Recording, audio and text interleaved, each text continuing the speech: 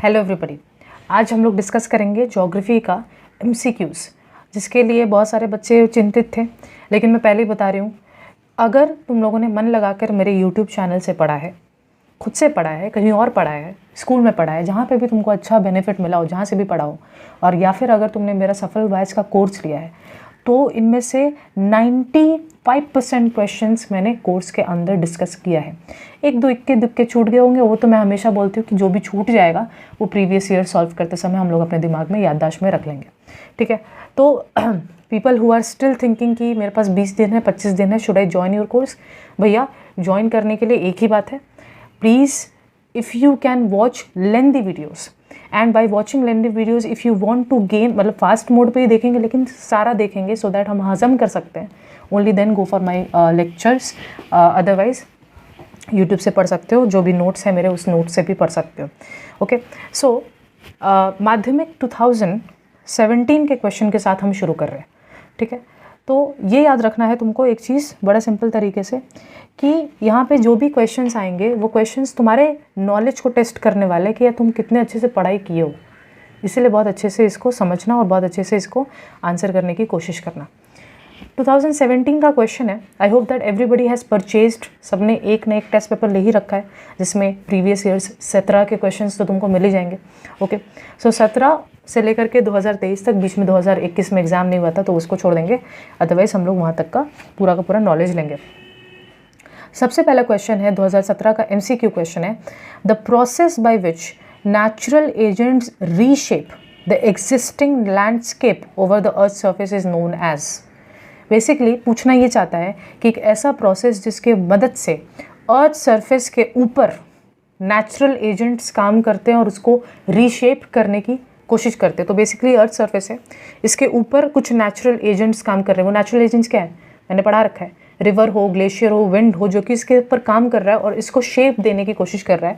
तो इस प्रोसेस को हम लोग क्या बोलते हैं, exogenetic process, endogenetic process, organogenetic process या फिर एपिरोजेनेटिक प्रोसेस। तो कोई डाउट ही नहीं होना चाहिए कि ये एक्सोजेनेटिक प्रोसेस है। The word exo itself clarifies किए ओवर दी सरफेस की बात हो रही है। एंडो होता ना तो फिर अर्थ सरफेस के अंदर की बातचीत होता है, जैसे कि प्लेट मूवमेंट्स, वो सारे एंडोजेनेटिक प्रोसेसेस हैं।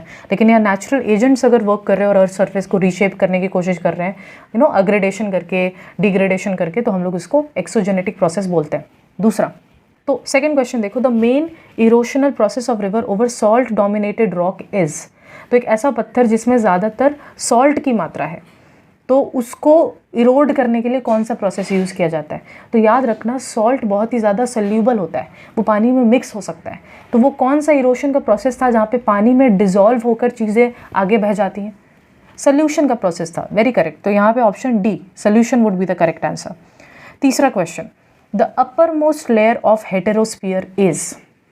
हेटेरोस्फीयर मैंने एटमॉस्फेयर के लेक्चर में पढ़ा रखा है, it's a part of my course. तो हेटेरोस्फीयर के अंदर हम लोगों ने देखा था कि बहुत सारे लेयर्स में बटा हुआ था, जहाँ पे नाइट्रोजन लेयर था, हीलियम लेयर था, ऑक्सीजन लेयर था। लेकिन अपर मोस्ट लेयर कौन सा है, तो भैया जो सबसे ज़्यादा लाइटेस्ट होगा वही तो ऊपर होगा ना, बाकी हैवी चीज़ें तो नीचे धंस जाएंगी। इसलिए लाइटेस्ट एलिमेंट क्या है, हाइड्रोजन है। इसीलिए हेटेरोस्फीयर का सबसे top most layer, upper most layer hydrogen होता है, क्योंकि वो सबसे लाइट है, तो वो ग्रेविटी के चंगुल से उतना ज़्यादा फ्री रहता है थोड़ा सा, तो वो ऊपर के लेयर्स में प्रेजेंट होता है। तो hydrogen layer is the answer. Question क्या था, the upper most layer of the heterosphere. Heterosphere के टॉप मोस्ट लेयर का नाम क्या है, हाइड्रोजन लेयर। ओके, फिर आता है the instrument by which humidity of air is measured. Air के ह्यूमिडिटी को मेजर करने के लिए कौन सा इंस्ट्रूमेंट है, हाइग्रोमीटर है। कोई डाउट ही नहीं होना चाहिए, इसके लिए मुझे ऑप्शन देखने की भी क्यों जरूरत पड़ रही है, हाइग्रोमीटर होना चाहिए। Wet and dry bulb thermometer के थ्रू, हाइग्रोमीटर उसी का दूसरा नाम wet and dry bulb thermometer के थ्रू यहाँ पे ह्यूमिडिटी को मेजर किया जाता है। तीसरा है, the influence of El Nino is observed in Pacific ocean. ये बहुत इंपॉर्टेंट क्वेश्चन है और बहुत बार आ चुका है। एल नीनो या ला नीना, ये दोनों ही जो क्लाइमेटिक इवेंट्स हैं, ये दोनों ही पैसिफिक ओशन के अंदर देखने को मिलते हैं। ये बेसिकली ओशन करेंट्स का इवेंट है। ओशन करेंट्स के चैप्टर में हम लोगों ने इसको पढ़ चुका है। पैसिफिक ओशन के अंदर इसका एक्टिविटी देखने को मिलता है।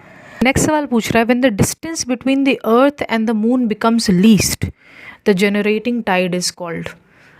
अर्थ है और मून है, उन दोनों का डिस्टेंस लीस्ट हो जाता है। तो मैंने बताया कि अर्थ और मून जो होता है वो परफेक्ट राउंड ऑर्बिट में नहीं रिवॉल्व करता। जो उन लोग का ऑर्बिट है वो ऐसा है कि एक समय होता है जब मून फारदेस्ट होता है उसको एपोगी कहते हैं, और जब नियरेस्ट होता है उसको पेरिगी कहते हैं। तो जब मून सबसे करीब होता है तो उसका इंटेंसिटी सबसे ज़्यादा होता है, इसीलिए ऐसे टाइड को हम लोग पेरिगियन टाइड बोलते हैं। प्लीज़ इस बात को समझो, जब अर्थ और मून सबसे ज़्यादा करीब है तब जो टाइड होता है उसको पेरिगियन टाइड बोलते हैं, ठीक है, क्योंकि उस पोजिशन को ही हम लोग पेरिगी कहते हैं।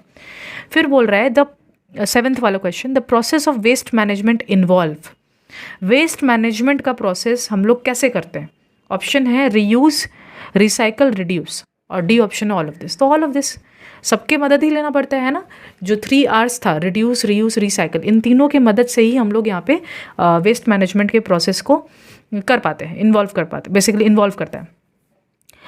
Question number 8, the youngest state of India. इसमें तो कोई डाउट ही नहीं है, जो यंगेस्ट स्टेट है वो है Telangana. Telangana youngest state of India है, इसमें कोई डाउट होना नहीं चाहिए। फिर बोल रहा है the dust storms of north west India in summer is called. North west India यानी यूपी, बिहार, इन सब इलाके में जो समर सीजन में बहुत ही ज़्यादा धुआं उड़ाते हुए जो पूरा का पूरा एक स्टॉर्म चलता है, उसका नाम क्या है? आंधी नाम है उसका नाम आंधी है। हिंदी में हम लोग आंधी बोलते हैं, तो उसी को डस्ट स्टॉर्म्स होते हैं बेसिकली। फिर नेक्स्ट बोल रहा है the method which is followed in India to conserve soil. Soil को बचाने के लिए, मिट्टी को बचाने के लिए यहाँ पे कौन सा मेथड इंडिया में यूज़ किया जाता है? पहला ऑप्शन है इरिगेशन, दूसरा है झूम कल्टीवेशन, तीसरा है स्ट्रिप क्रॉपिंग, और चौथा है एनिमल रेयरिंग। तो देखो, इरिगेशन और सॉइल कंजर्वेशन का कोई लेना देना नहीं है। दूसरा झूम कल्टीवेशन तो सॉइल को बर्बाद करता है, ठीक है, जहाँ पे जो टॉप लेयर उसको बर्न कर दिया जाता है, ये सब हम लोग जानते हैं। स्ट्रिप क्रॉपिंग जो होता है वो एक्चुअली कंजर्वेशन होता है। स्ट्रिप क्रॉपिंग में क्या होता है कि जो भी पौधे उगाए जा रहे हैं बीच बीच में यहाँ पे पतले पतले छोटे छोटे क्रॉप्स उगा दिए जाते हैं। इसके बारे में मैं डिटेल में तो नहीं जा सकती क्योंकि उतना टाइम नहीं है हमारे पास कि हम डिटेल में हर एक क्वेश्चन को कवर करें, बट इसका करेक्ट आंसर होगा स्ट्रिप क्रॉपिंग। स्ट्रिप क्रॉपिंग के मदद से हम लोग सॉइल को, मिट्टी को बचाते हैं। 11th question, the state which ranks first in jowar production. जोवार के प्रोडक्शन में, जो कि मिलेट्स के कैटेगरी में आता है, उसके प्रोडक्शन में तुम्हारा महाराष्ट्र सबसे फर्स्ट रैंक पे आता है। ये नाम थोड़ा याद रखना, ये क्वेश्चन भी याद रखना। मैं एक ही बात बोलूँगी, don't start writing each and every question down. ये टाइम वेस्ट का एक दूसरा मतलब क्या बोलूँ, मैं भी ऐसा करती थी और बहुत मैंने टाइम गवाया ऐसा करके। क्या ज़रूरत है हर क्वेश्चन को लिखने की? ये बस दिखाने के लिए देखो मैंने कितना टेस्ट पेपर सॉल्व किया है, तुमको किसी को दिखाने की ज़रूरत नहीं है। ओनली दोज क्वेश्चन जो तुमको लगता है कि यार ये मैं भूल जाऊँगी अगर मैं 5 दिन बाद रिवाइज ना करूँ, तो सिर्फ उन्हीं क्वेश्चन को तुमको नोट डाउन करना है। हर क्वेश्चन, डिग्रेडेशन, अग्रेडेशन, जिसमें तुम कॉन्फिडेंट हो वो क्वेश्चन नोट डाउन करने का कोई ज़रूरत नहीं है। जिसमें तुमको लगता है कि यार मैं ये भूलने का चांस ज़्यादा है, only that should be noted down. Fine. Number 12 पे आ जाओ, the silicon valley of India. Option देखने की भी जरूरत है क्या? बेंगलुरु, उसके अलावा और कौन है? Silicon valley of India is Bengaluru. The longest national highway of India. तो ध्यान देना, एक बात बोलना चाह रही हूँ, इंडिया का सबसे लंबा नेशनल हाईवे है north south corridor. North south corridor जो कि श्रीनगर से कन्याकुमारी को कनेक्ट करता है, वो नेशनल हाईवे सबसे लंबा national highway. North south corridor के अलावा उसका दूसरा नाम है NH44। NH44 उसका दूसरा नाम है, और इसी का नाम अब बदल करके NH7 कर दिया गया है। इसी का नाम बदल करके NH7 कर दिया गया है। तो प्लीज़ समझना, north south corridor, NH7, NH44 तुम्हारे सिलेबस के लिए एक ही बात है, एक ही बात है, श्रीनगर से कन्याकुमारी को कनेक्ट करता है, ठीक है। फिर आता है the RF of a topographical map with 15 minute and 15 minute latitude and longitude extension is. तो ये हम लोग पढ़ चुके हैं। 15 मिनट इंटू 15 मिनट या 15/15 का जो ये टोपोग्राफिकल मैप है, इसका नाम होता है स्टूडेंट्स शीट। हम लोग पढ़ चुके हैं इसको, 15 मिनट शीट या स्टूडेंट्स शीट, ये इंपॉर्टेंट है। इसका जो RF होता है वो होता है 1:50,000। इसका जो रिप्रेजेंटेटिव फ्रैक्शन होता है वो होता है 1:50,000, भूलना नहीं है, ठीक है। तो ये था 2017 का पेपर, कोई डाउट रह जाना नहीं चाहिए। 2017 के पेपर हम लोगों ने कर लिया है, MCQs I mean. Now let's go back to and discuss 2018 का पेपर। सारे MCQs भी मैं एक बार रीड आउट कर रही हूँ, लेकिन लैपटॉप में ज़्यादा टाइम स्पेंड हो जा रहा है मेरा, इसलिए I don't have time, I just have to rush, मेरे को पढ़ाने भी जाना है, इसलिए I am directly using my copy जिसमें सिर्फ करेक्ट आंसर्स लिखा है। लेकिन ये करेक्ट आंसर्स तुम कॉन्फिडेंट होने चाहिए, मतलब ऑप्शन देखने की ज़रूरत ना पड़े, बिना ऑप्शन देखे मैं आंसर जानती हूँ, ये कॉन्फिडेंस होना चाहिए। और अगर ये कॉन्फिडेंस है then definitely you are going to score above 19 geography, I can guarantee that. पहला क्वेश्चन है, the gorge formed in the arid region is, 2018 का क्वेश्चन है ये। गॉर्ज जो कि एरिड सूखे इलाके में बनता है उसका नाम है कैनियन। गॉर्ज और कैनियन दोनों के दोनों लैंडफॉर्म्स होते हैं, लेकिन एक ह्यूमिड इलाके में बनता है, एक सूखे इलाके में बनता है। जो सूखे इलाके में बनता है उसका नाम है canyon. Second, bird food delta कौन से रिवर पे फॉर्म होता है? Bird food delta is formed at the mouth of which river? Mississippi Missouri river, इतना तो पता ही है भाई। अच्छा ये बताओ तो नीचे कमेंट करके कि गंगा ब्रह्मपुत्र जो डेल्टा फॉर्म करता है वो कौन सा टाइप का डेल्टा होता है? आर्क्वेट डेल्टा, कास्पेट डेल्टा, या फिर ये तुम्हारा बर्ड्स फूड डेल्टा? कमेंट करके बताओ। तीसरा, meteors that come towards the earth get burned in the layer. Meteors जो कि अर्थ के तरफ आते हैं वो कौन से लेयर पे भस्म हो जाते हैं? आयोनोस्फीयर। आयोनोस्फीयर में वो भस्म हो जाते हैं। आयोनोस्फीयर एक और चीज़ के लिए बहुत ज़्यादा फेमस है, रेडियो कम्युनिकेशन जो हो पाता है वो आयोनोस्फीयर के बदौलत ही हो पाता है। Even that is an important question कि radio communication is possible because of which layer of the atmosphere? Ionosphere. Okay, fourth question, tornado the most destructive cyclone of the world is also called as dash in USA। तो tornado जो कि एक बहुत ही भयंकर type का cyclone है, चक्रवात है, उसको USA में क्या बुलाते हैं? अब प्रॉब्लम क्या मैं बता रही हूँ, ऑप्शन में तुम देखोगे, ऑप्शन में ट्विस्टर भी मिल जाएगा, ऑप्शन में साइक्लोन भी मिल जाएगा। प्रॉब्लम क्या है कि टॉर्नेडो साइक्लोन का ही दूसरा नाम है, US वाले लोग टॉर्नेडो बुलाते हैं बस, मतलब US वाले लोग साइक्लोन को अपने इलाके में टॉर्नेडो का नाम देते हैं। लेकिन क्वेश्चन में खुद ही साइक्लोन का नाम दे रहा है, तो एज अ मतलब साइक्लोन ऑप्शन में देने का क्या तुक है? वो लोग तो खुद ही बता दे रहा है कि टॉर्नेडो एक साइक्लोन है, इसीलिए twister is the most appropriate answer. बात समझो, टॉर्नेडो जो कि एक बहुत ही डिस्ट्रक्टिव साइक्लोन है वो USA में ट्विस्टर नाम से भी फेमस है। टॉर्नेडो तो मोस्ट फेमस नाम है, लेकिन बहुत सारे लोग वहाँ पे जो अमेरिकी लोग होते हैं वो लोग ट्विस्टर नाम से भी उसको बुलाते हैं, क्योंकि वो एक्चुअली बहुत ही फनल शेप का ट्विस्टिंग इवेंट होता है।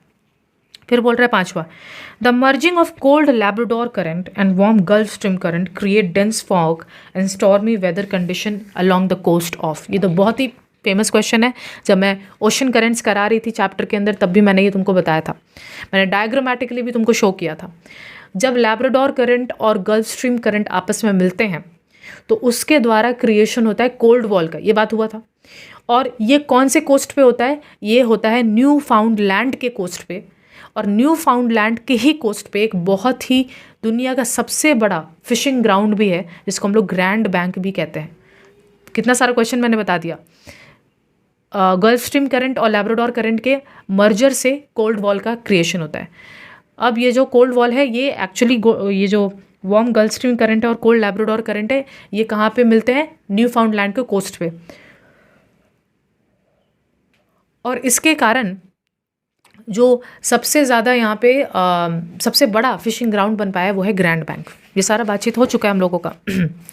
Number 6, on the days of neap tide the sun the moon are at the following angles in respect to the earth. तो हम लोग ये डायग्राम भी किए थे, याद आ रहा होगा तुमको। अर्थ है, मून है और सन है, ये सब के सब अक्यूट एंगल राइट एंगल के पोजीशन पे बैठे होते हैं, यानी कि 90 डिग्री के पोजीशन पे बैठे होते हैं, और इसके वजह से नीप टाइड में लोएस्ट हाई टाइड होता है ना। स्प्रिंग टाइड वर्स कि हाई टाइड हाईएस्ट होता है, और नीप टाइड में जो हाई टाइड होता है वो लोएस्ट हाई टाइड होता है। ये सब बात भी हुआ है।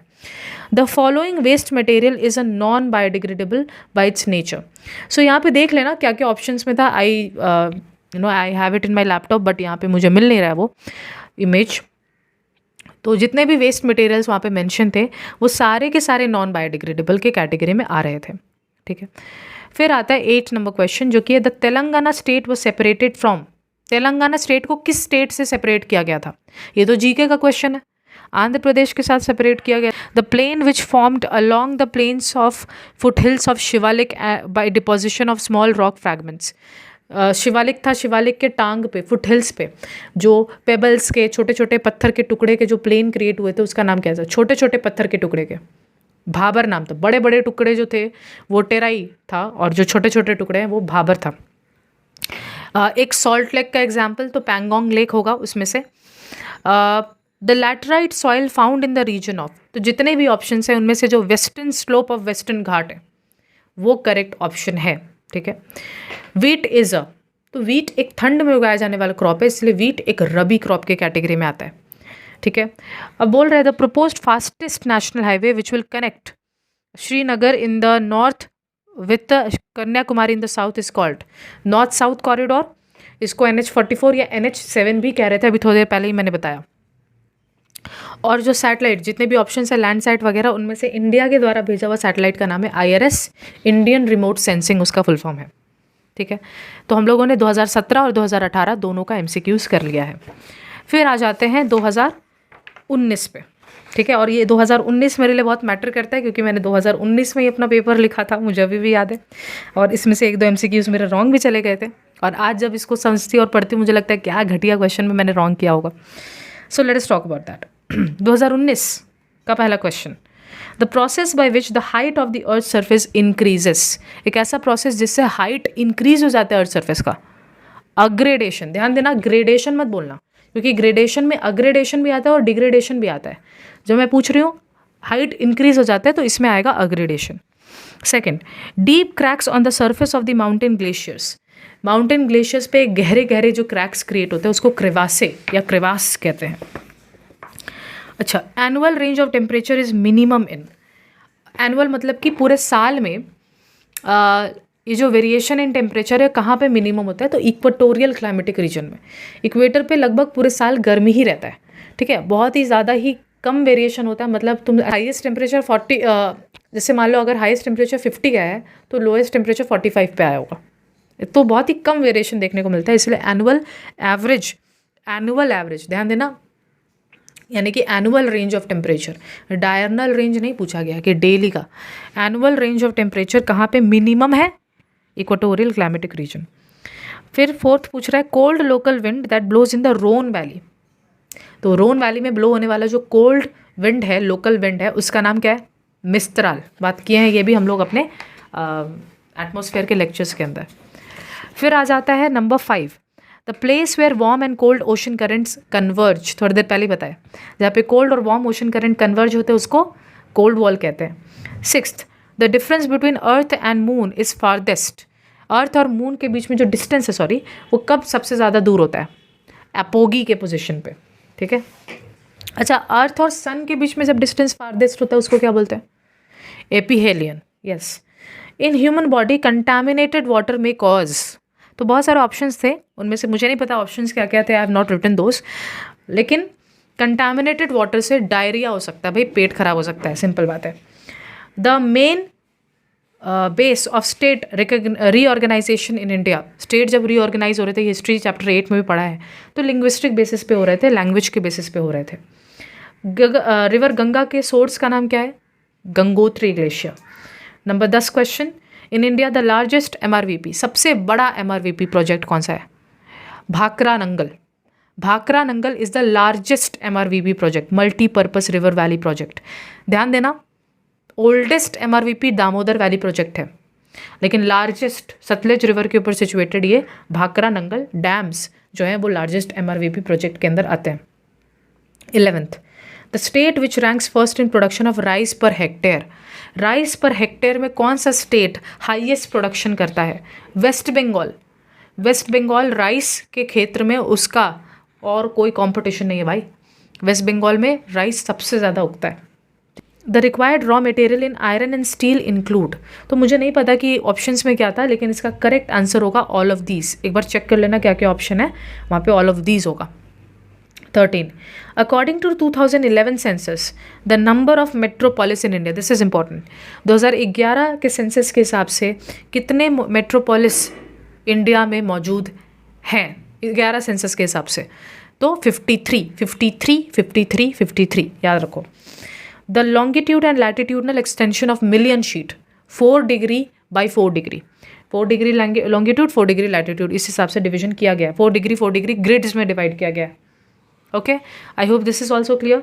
तो इसके वजह से हम लोगों ने अपना 2019 का भी क्वेश्चन कर लिया है। Any doubt still here? I think again मैं अपना यहाँ पे सेल्फ प्रमोशन नहीं करूँगी, लेकिन जो फैक्ट है वो फैक्ट है। जिन लोगों ने तरीके से मेरे यूट्यूब लेक्चर्स को देखा होगा और जिन लोगों ने तरीके से मेरे ऐप के अंदर जो हम लोगों ने कोर्स के अंदर जो पढ़ाई करी है, आई कैन श्योरली गारंटी कि यहाँ पे मैक्सिमम क्वेश्चंस तुमको आना चाहिए। और अगर नहीं आ रहा है इसका मतलब तुमने कोर्स खरीद कर उसका बेनिफिट ही नहीं उठाया। I can say that because मुझे पता है कि मैंने वहाँ पे ये सारे क्वेश्चंस को डिस्कस किया है। I have told you numerous times कि इंपॉर्टेंट है, इस पर ध्यान दो, इंपॉर्टेंट है, ध्यान दो। लेकिन अभी भी अगर तुम कोर्स लेने के बावजूद भी आंसर्स नहीं कर पा रहे हो, कुछ कमी है तुम में, तुमने शायद लग करके घुस करके पढ़ाई नहीं करी उसमें। ओके, 2020 का क्वेश्चन पे आ जाते हैं। देखो, बोल रहा है the process by which soil and rock layers move down the slope of the highlands by gravity. तो ग्रेविटी के कारण जो बड़े बड़े रॉक के मतलब पत्थर वत्थर है वो जो स्लाइड डाउन कर जाते हैं, तो इस प्रोसेस का नाम क्या है? इसी का नाम है मास वेस्टिंग। बहुत सारे लोग मुझसे मास वेस्टिंग का डेफिनेशन पूछते हैं। भाई इस MCQ वाले में ही डेफिनेशन छुपा हुआ है। अगर कोई पूछता है मास वेस्टिंग क्या होता है, तो हम बोल देंगे the process by which soil and rock layers move down the slope of the highlands by gravity is called as mass wasting. बस, तो यहाँ पे एक डेफिनेशन भी छुटकू सा मिल गया जो मैंने याद भी कर लिया है। सेकेंड, पेडी प्लेन का इलाका है, बेसिकली सूखा इलाका है जहाँ पे एरिड रीजन होता है। सूखे इलाके में जो पूरा प्लेन्स होता है उसको पेडी प्लेन बोलते हैं। तो वहाँ पे जो low lying hills of hard rocks होते हैं, छोटे छोटे क्यूट से ऐसे गुंबद निकले होते हैं, उसका नाम इनसेल बर्च होता है। यही चीज़ अगर पेनी प्लेन में होता, पेनी प्लेन यानी ह्यूमिड इलाका में, समझो सूखे इलाके में विंड इरोशन के वजह से जो प्लेन्स क्रिएट हो जाते हैं लंबे बड़े बड़े से, उनको हम लोग पेडी प्लेन्स कहते हैं। लेकिन वहीं पानी भरे इलाके में रिवर के एक्शन से जो प्लेन्स क्रिएट होते हैं उसको हम लोग पेनी प्लेन्स कहते हैं। पेडी प्लेन्स में जो low lying hills rocks present होते हैं वो भी विंड एक्शन से प्रेजेंट होंगे, इसलिए इनका नाम होता है इनसेलबर्ग। लेकिन वही चीज़ अगर ह्यूमिड इलाके में होगा, वेट इलाके में होगा, तो वहाँ पे इसका नाम मोनार्ड नॉक्स होता है। ठीक है, यहाँ पे मैंने बस बता दिया, याद रखोगे। हॉर्स लैटिट्यूड का लेना देना किस प्रेशर बेल्ट से है? तो सब ट्रॉपिकल हाई प्रेशर बेल्ट से लेना देना है। डायरनल रेंज ऑफ टेम्परेचर कहाँ मैक्सिमम है? डायरनल रेंज ऑफ टेम्परेचर यानी कि दिन का हाईएस्ट और लोएस्ट टेम्परेचर में मैक्सिमम डिफरेंस कहाँ पे देखने को मिलता है? तो डेजर्टिक क्लाइमेटिक रीजन में। डेजर्ट्स जहाँ पे मौजूद होते हैं बिकॉज वो एकदम खुले मैदान होते हैं, तो दिन के वक्त बहुत ज़्यादा इंसोलेशन रिसीव करते हैं। वही रात के वक्त बहुत ज़्यादा ठंड भी हो जाते हैं क्योंकि बहुत ज़्यादा टेरेस्ट्रियल रेडिएशन के थ्रू हीट लॉस भी होता है। इसलिए मैक्सिमम जो तुम्हारा डिफरेंस है टेम्परेचर में वो देखने को मिलता है हॉट डेजर्ट क्लाइमेट के अंदर। हाई टाइड्स और लो टाइड्स, मान लो एक जगह है इंडिया के अंदर जो हाई टाइड रिसीव कर रहा है, तो वो सेम जगह लो टाइड कितने समय के बाद रिसीव करेगा? तो 6 आवर्स के बाद, लगभग 6 आवर्स, तुम ऐसा समझ लो 6 आवर्स 26 मिनट्स के बाद वो रिसीव करेगा। तो more than 6 hours would be the correct answer. 7, carbon particles by vehicles are controlled by the use of. ये इंपॉर्टेंट क्वेश्चन है बिकॉज मैंने ये डिस्कस नहीं किया है अपने लेक्चर्स के अंदर। तो कार्बन पार्टिकल्स जो कि व्हीकल्स, गाड़ी वगैरह से जो कार्बन पार्टिकल्स एमिट होते हैं, जो गैसेस एमिट होते हैं कार्बन पार्टिकल्स, उसको कंट्रोल करने के लिए हम लोग जो इंस्ट्रूमेंट यूज़ करते हैं उसका नाम है इलेक्ट्रोस्टैटिक प्रेसिपिटेटर। इलेक्ट्रोस्टैटिक प्रेसिपिटेटर, याद रख लो इसको। Parallel of latitude passing through the middle of India. India के बीच से गुजरता हुआ लैटिट्यूड का नाम 23.5 degree north, tropic of cancer, definitely. फिर ये इंपॉर्टेंट क्वेश्चन है, गोदावरी और कृष्णा रिवर के बीच में कौन सा लेक है? लेक कोलेरू है। गोदावरी और कृष्णा रिवर के बीच में लेक कोलेरू सिचुएटेड है। सबसे बड़ा मेथड ऑफ इरिगेशन जो कि वेल्स और ट्यूबवेल्स, सबसे बड़ा मेथड ऑफ इरिगेशन इंडिया में कौन सा है? इरिगेशन का सबसे बड़ा मेथड इंडिया में कौन सा है? तो अभी भी हम लोग कैनल सिस्टम नहीं ज़्यादा यूज़ कर पा रहे हैं, अभी भी हम लोग वेल्स एंड ट्यूबवेल्स पे ज़्यादा डिपेंडेंट है। और स्पेसिफिकली बोलो तो इंडिया का कौन सा इलाका वेल्स और ट्यूबवेल्स पे ज़्यादा डिपेंडेंट है? North India, yes. Next question है 11th question, western disturbances occur in which season? Winter season, इसमें तो कोई डाउट ही नहीं है। सॉल्टी सी ब्रीज किस क्रॉप के लिए ज़रूरी होता है? तो ऑप्शंस में, वैसे तो कॉटन के लिए भी ज़रूरी होता है लेकिन ऑप्शंस में हमको कॉटन नहीं दिखा, इसलिए शुगर केन कल्टिवेशन। ठीक है। फिर आता है पेट्रोकेमिकल इंडस्ट्रियल सेंटर इन वेस्ट बंगाल। वेस्ट बंगाल में ऐसा कौन सा सेंटर है जो कि पेट्रोकेमिकल के लिए बहुत ज़्यादा जाना जाता है? तो that is Haldia. Haldia is very very famous for petrochemical industry. In fact मेरे कज़न ब्रदर हैं जो कि हल्दिया में ही एक ऑयल रिफाइनरी में काम करते हैं। 14th, the colour used for drawing contour lines, ये मैंने डिस्कस किया ना, ट्रोपोग्राफिकल जो हम लोगों ने सैटेलाइट इमेजरी चैप्टर किया है आपके अंदर, उसमें हम लोगों ने डिस्कस किया कॉन्टूर लाइन्स को दिखाने के लिए। बेसिकली एक इमेजिनरी लाइन जो कि सेम हाइट के, सेम ऑल्टीट्यूड के इलाके को मेजर करता है। तो कॉन्टूर लाइन्स को दिखाने के लिए हम लोग ब्राउन कलर का यूज़ करते हैं टोपोग्राफिकल मैप के अंदर। 2022 का पेपर 2022 बोल रहा है, 2021 में तो कोरोना था तो वो ईयर का नहीं है, 2019, 2020 और उसके बाद 2022 पे आ गया। The process by which elevation of the earth surface, तो अर्थ सर्फेस एलिवेट हो रहा है, ठीक है, elevation of the earth surface decreases. Question है the process by which the elevation of the earth surface decreases, तो अर्थ सर्फेस का कोई उभरा हुआ हिस्सा था जो कि डिक्रीज हो रहा है, तो ये डिग्रेडेशन का प्रोसेस है। The highland between two reverse, दो रिवर बेसिन के बीच में जो हाईलैंड है वो वाटर डिवाइड है, ये तो हम लोग पढ़ चुके हैं। The lake carved out by the glacier, glacier के बीचों बीच जो लेक क्रिएट हो जाता है तो उसको हम लोग हम लोग इसको कोरी लेक कहते थे, we have discuss this. Plain formed by wind deposition, wind deposition से जो प्लेन्स क्रिएट होते हैं, लोएस्ट प्लेन्स, हम लोग बात किए हैं गोबी डेजर्ट्स एंड ऑल, वांगो रिवर एंड ऑल, है ना। Lakes containing saline water in Sahara desert, ये इंपॉर्टेंट है, ज़रा सुनो। जनरली जो सलाइन वाटर कंटेनिंग लेक्स होते हैं उसका नाम प्लाया होता है। डेजर्टिक इलाके में खारा पानी से भरा हुआ जो लेक होता है तो उसका नाम प्लाया होता है, लेकिन सहारा डेजर्ट में उसका एक स्पेसिफिक नाम है। सहारा डेजर्ट में उसको चॉट्स बोलते हैं। ऑप्शन में शॉर्ट्स दिया हुआ है लेकिन एक्चुअल में वो CHOTTS होता है, chotts. Okay, number 6, the union territory of Ladakh वो सेपरेटेड फ्रॉम, लद्दाख जो आज यूनियन टेरिटरी है वो कौन सी जगह से सेपरेट किया गया था? जम्मू एंड कश्मीर से, यस। शिवालिक और लेसर हिमालय से, यानी शिवालिक और हिमाचल के बीच में जो वैली प्रेजेंट है उसका नाम क्या है?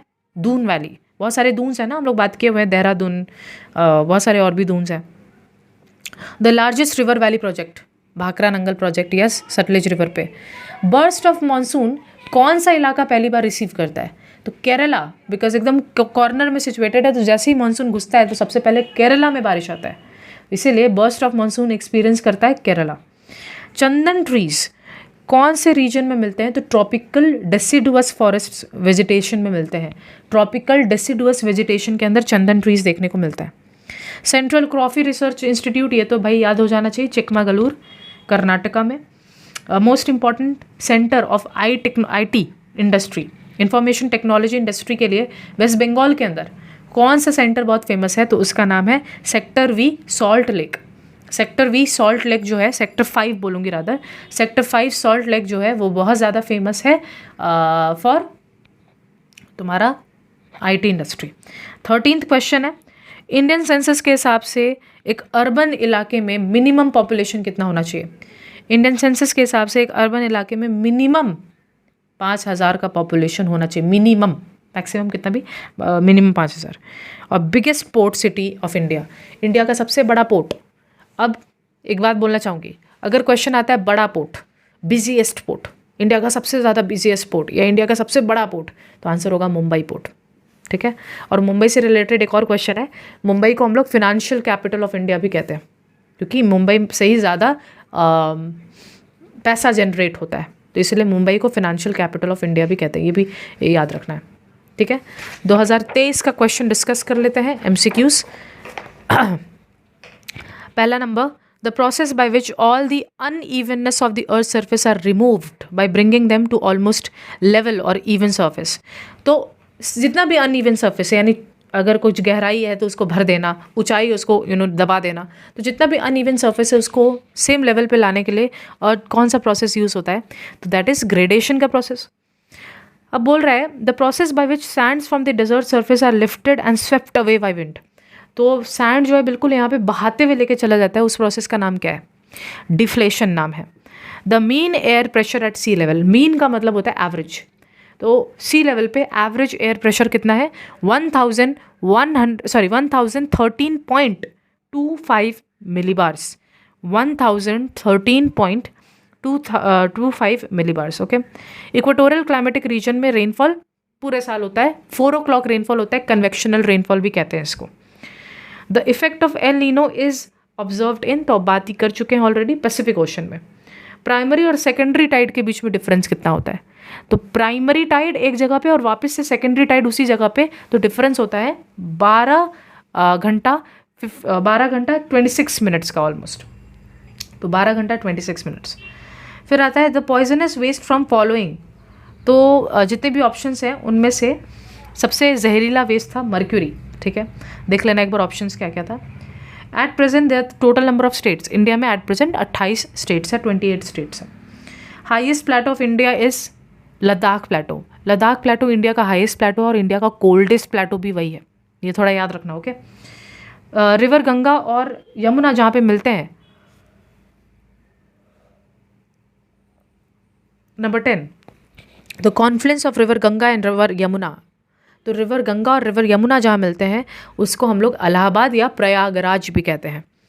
Rainfall occurs from western disturbances, जितने भी स्टेट्स थे तो बेसिकली पंजाब, जम्मू कश्मीर, इन्हीं इलाके में वेस्टर्न डिस्टर्बेंसेस एक्सपीरियंस होता है। तो जितने भी ऑप्शंस थे उसमें से Jammu Kashmir is the correct answer. In India state that rank first in coffee production is of course Karnataka, इसमें तो कोई डाउट ही नहीं है। Largest steel plant of India under private sector, तो प्राइवेट सेक्टर के अंदर लार्जेस्ट स्टील प्लांट है टाटा आयरन एंड स्टील। लेकिन अगर पब्लिक सेक्टर में बोलो कि सरकार जिसको ओन किया हो, ऐसे केस में लार्जेस्ट क्या है, तो ऐसे केस में लार्जेस्ट है Bhilai iron and steel plant. ठीक है, ये इंपॉर्टेंट है, याद रखना। RF of topographical map having number 74 M/7, तो ये जो लिखने का तरीका था, मैंने बताया था कि ग्रिड्स को डिवाइड कैसे किया था। तो 74 M/7 यानी कि this is the maximum division that you can do, और भी है डिविजन्स बट हम लोग के सिलेबस के हिसाब से दिस इज़ द मैक्सिमम। ये है 15 मिनट शीट का डिवीजन या स्टूडेंट्स शीट का डिवीजन, और इसके लिए जो RF है वो है 1:50,000। ओके, स्मॉल स्केल डिवीजन है ये। I hope this is done. With this geography का 2017 से लेकर के 2023 तक के हम लोगों ने क्वेश्चंस को डिस्कस कर लिया, MCQs को, और यहाँ पे 2021 तो था नहीं। ठीक है, let's meet another day with